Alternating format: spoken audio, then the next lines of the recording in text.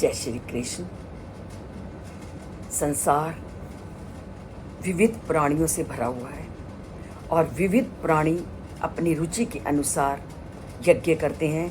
विविध प्राणी अपनी विधि के अनुसार तप करते हैं, दान करते हैं। और श्री कृष्ण ने ये भी कहा कि जितने भी प्राणी हैं वो अपनी इच्छा अनुसार भोजन का भी सेवन करते हैं। और भोजन का सेवन भी व्यक्ति अपनी प्रकृति और अपने स्वभाव के अनुसार करता है। जिस व्यक्ति की जैसी प्रकृति होती है उसे वैसा भोजन खाना पसंद होता है। और ये मैंने कल भी बताया कि समलैंगिक और एक साथ उत्पन्न होने वाले दो भाई बहनों, दो विभिन्न लैंगिक भाई बहनों में भी भोजन के प्रति भिन्नता दिखाई देती है। और ये भिन्नता व्यक्ति के स्वभाव पर निर्भर करती है। हमारे अंदर जिस गुण की अधिकता होती है हम उसी प्रकार का भोजन करना हमें अच्छा लगता है। अब संसार में श्री कृष्ण ने 14वें अध्याय में इस धरती में विद्यमान लोगों को 3 भागों में बांटा था। एक सत्वगुण वाले, एक रजोगुण वाले और एक तमोगुण वाले। और तीनों के व्यवहार में, तीनों के बैठने उठने के और खाने की प्रवृत्तियों का उन्होंने वर्णन किया। और तीनों की विचारधाराओं में उन्होंने पूरी तरह से अंतर बताया। और यही अंतर वो उनके भोजन में आज बताते हैं कि जिसमें जिस गुण की प्रधानता होती है वह उसी गुण वाले भोजन का सेवन करता है। तो वो बताते हैं आयु, सत्व, बल, आरोग्य, सुख, प्रीति, विवर्धाना, रस्या, स्निग्धः, स्थिरा, हृदया, आहारा, सात्विका, प्रिया। अब संसार में श्री कृष्ण ने 3 प्रकार के लोग बताए, सत्वगुण प्रधान, रजोगुण प्रधान और तमोगुण प्रधान।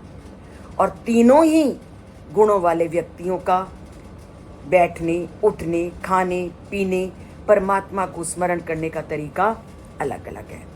तो सत्वगुण वाले व्यक्ति का स्वभाव कैसे भोजन की ओर जाएगा? तो श्री कृष्ण कहते हैं कि सत्वगुण वाले लोग ऐसा भोजन खाना पसंद करते हैं जिससे उनकी आयु बढ़े, जिससे उनमें सद्गुणों का विकास हो, जिससे उसमें शक्ति आए, उनका स्वास्थ्य ठीक रहे, सदा वो प्रसन्न रहें तथा संतोष में उनके वृद्धि हो। इसलिए जो सत्व गुण वाला व्यक्ति है वो ऐसे खाद्य पदार्थ रसीले, सरस, पौष्टिक तथा प्राकृतिक रूप से स्वादिष्ट होते हैं जिनका वो सेवन करता है। और ऐसे पदार्थ हमारे गुणों को बढ़ाते हैं, हमारी शक्ति को बढ़ाते हैं, हमारे स्वास्थ्य को बढ़ाते हैं, प्रसन्नता को बनाए रखते हैं और संतुष्टि को प्राप्त करवाते हैं। और संतुष्टि को प्राप्त करना ही जीवन का सबसे बड़ा लक्ष्य है। कल मैंने आपको छोटे से उदाहरण से आपको बताया कि आपके शरीर के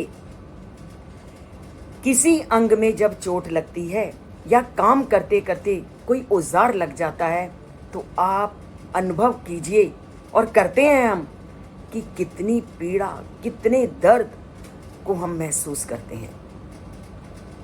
तो जब हम जिस जीव को अपना आहार बना रहे हैं उस जीव का जब हम नाश करते हैं तो नाश करते समय उस जीव के मन में कितनी पीड़ा, कितना कष्ट और कितना नकारात्मक विचार उत्पन्न हो रहे होंगे।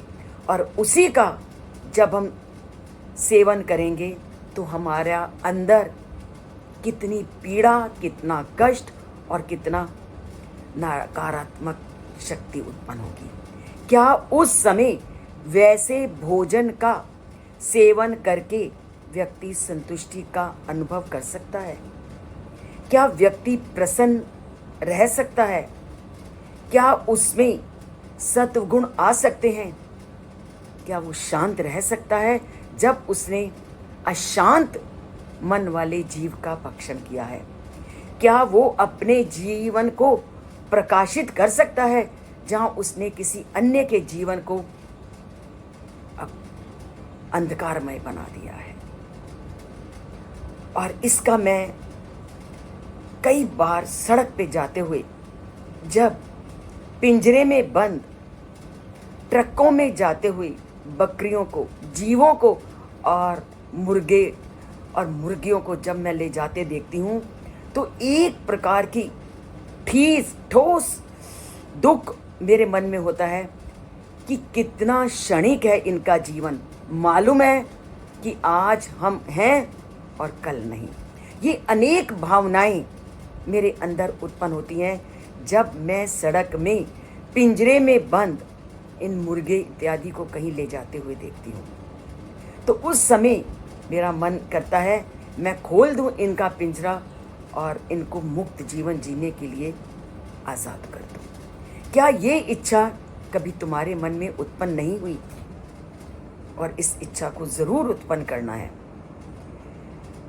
और ये मैं ही नहीं कह रही, आज पूरा विश्व इस को मानता है कि जो शाकाहारी भोजन है वो हमारे मस्तिष्क को स्पष्टता प्रदान करता है, हमारे मस्तिष्क को तेज करता है, हमारे मस्तिष्क में अनेक गुणों को उत्पन्न करता है जो शाकाहारी भोजन का सेवन करते हैं।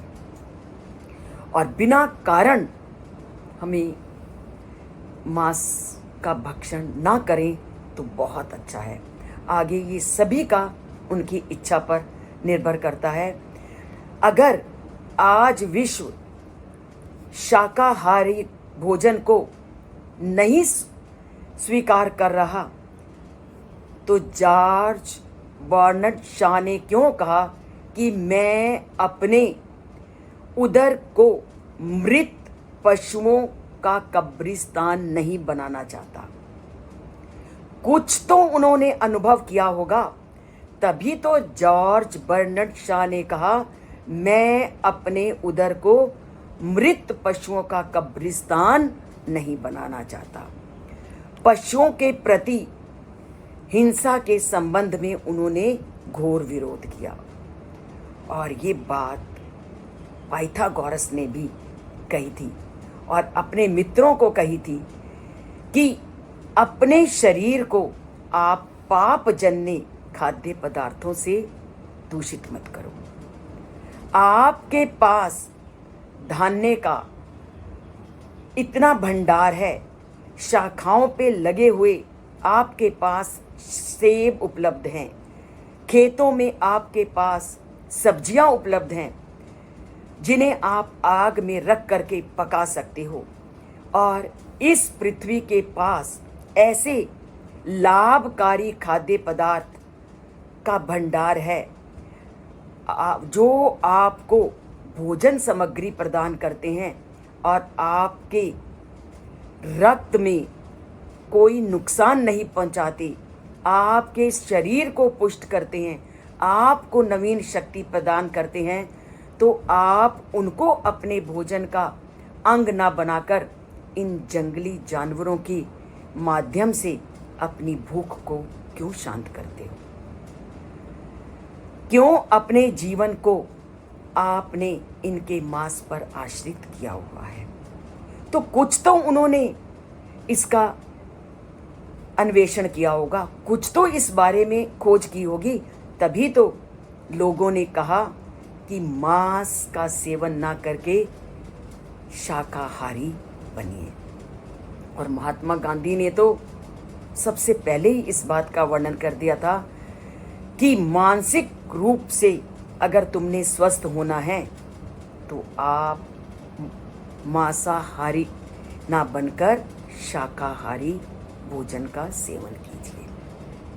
और ये बात श्री कृष्ण ने तो सालों पहले गीता में स्पष्ट कर दी है कि जो सत्व